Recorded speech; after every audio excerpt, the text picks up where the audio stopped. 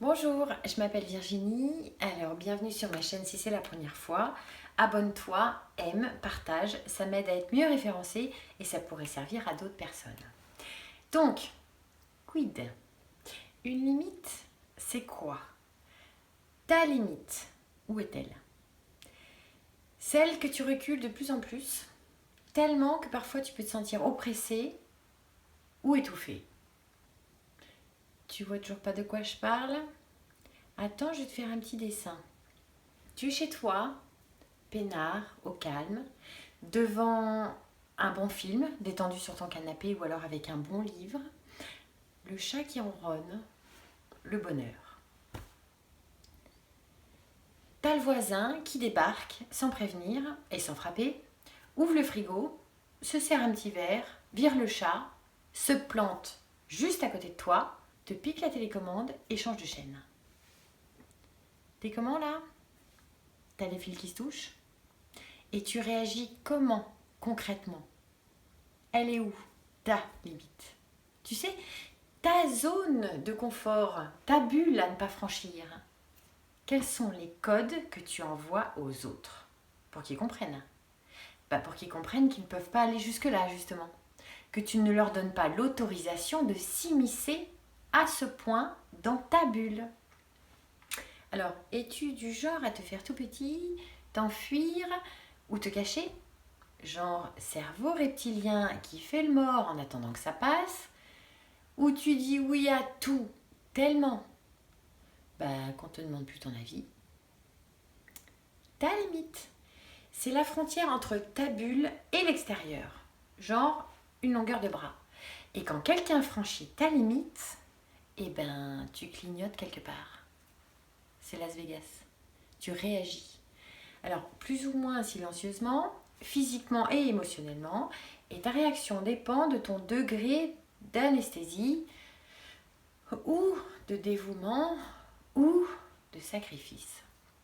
Attention, je te répète, si tu n'écoutes pas tes émotions, cerveau limbique, elles vont se planter dans ton corps pour s'exprimer jusqu'à ce que tu comprennes.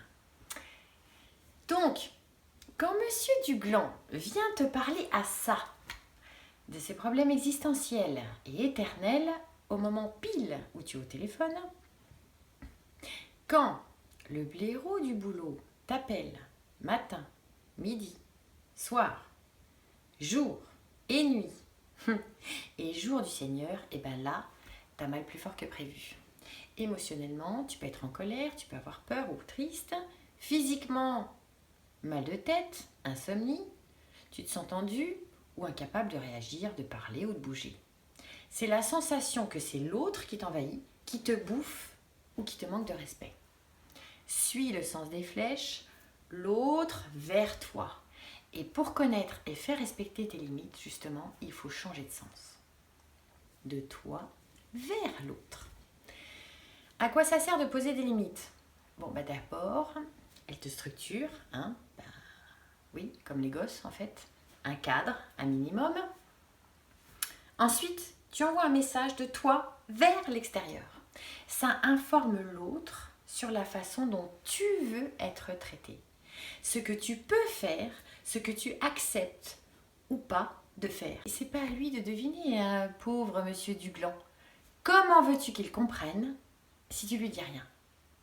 Ou si tu dis oui à tout? Comment veux-tu qu'il intègre qu'il ne peut pas aller jusque-là si c'est toi qui lui ouvre la porte? Il peut pas. Et pour lui en plus c'est tout bénef. Alors pourquoi veux-tu qu'il se prive? Poser tes limites, c'est d'abord l'occasion de prendre soin de toi, de te respecter. Et donc, si tu es habité par des valeurs d'honnêteté, de respect, de bienveillance, c'est merveilleux. Et tu commences à les appliquer pour toi et sur toi. Please. Ensuite, poser des limites, c'est être honnête avec l'autre. Et oui. Et c'est une mission de tous les jours. Alors, c'est quoi les signes qui te montrent que tu mords le trait? Eh bien, essaye de rentrer dans un jean trop petit pour voir. Ça va? Tu te sens à l'aise? T'es confortable? En clair, c'est t'adapter à quelque chose qui ne te rend pas heureux. C'est accepter des autres des attitudes qui vont à l'encontre de tes valeurs. C'est tolérer des actes que tu n'oserais jamais faire aux autres. Alors, quand est-ce que tu as dit oui d'un ton désincarné alors que tu voulais dire non? Et à qui? Comment veux-tu que l'autre arrête de te bouffer si tu lui envoies un Bristol pour qu'il continue à dépasser les limites? Quand est-ce que tu n'as rien dit alors que tu avais justement envie de crier très très fort? Et pour quelle raison? Tu y réfléchis là, non? Oui? Et bien c'est là, quand tu passes dans l'analyse, que tu switches au niveau du cortex. Et ce cerveau-là n'est pas piloté comme les deux autres. Avec le cerveau reptilien, tu fais le mort, tu dis pas ce que tu penses, tu es dans l'inhibition de l'action, tu te censures. Et après, tu te dis pourquoi j'ai pas dit ça, pourquoi j'ai pas fait ça, enfin bref, tétanisé le gars.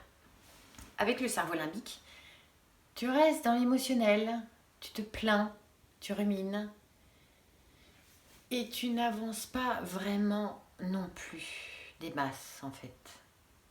L'analyse du cortex te permet de prendre du recul, de comprendre où se trouve ta vision concrète de ta limite. Et presque tu la vois concrètement, t'es cadré. En analysant, tu te rends compte du moment où ça a vrillé et pour quelle raison. Ça te sert de repère, de curseur, de frontière à ne pas dépasser.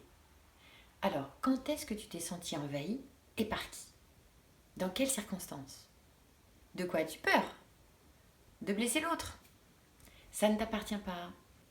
De ne pas être aimé de tout le monde? Tant mieux. Poser tes limites, tu ne masques plus tes faiblesses et ni ta vulnérabilité. Et ni tes qualités. Tu leur donnes même de l'importance. Tu connais ta valeur. Ton temps est précieux. Tu es précieux. Et tu respectes les autres. Ben oui, parce que tu es clair et sans équivoque. Ta valeur ne change pas en fonction des sentiments qu'ont les autres pour toi. Ton comportement ne change pas en fonction de leur présupposé jugement. Tu es, point. Et donc, tu te protèges aussi de certains manipulateurs qui pourraient se faufiler au cas où. Plus ta bulle est large et plus tu es respecté. Plus tes limites sont claires et bien définies, plus elles sont faciles à poser. Plus tu es précis et plus ça évite les interprétations. Plus tu dis non vite et moins l'ose s'attend à ce que tu lui dises oui. On dit parfois qu'il faut aller au-delà de ses limites.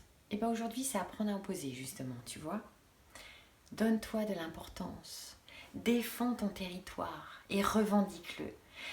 Tu sors de la peur et du doute, de la culpabilité. Tu respectes tes volontés.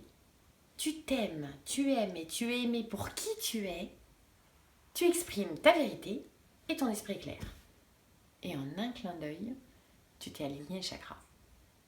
Voilà. Merci infiniment d'être là. Laisse-moi ton petit commentaire parce que je me régale à chaque fois. Partage ton expérience. Je te souhaite tout le meilleur du monde et prends soin de toi. À bientôt, merci.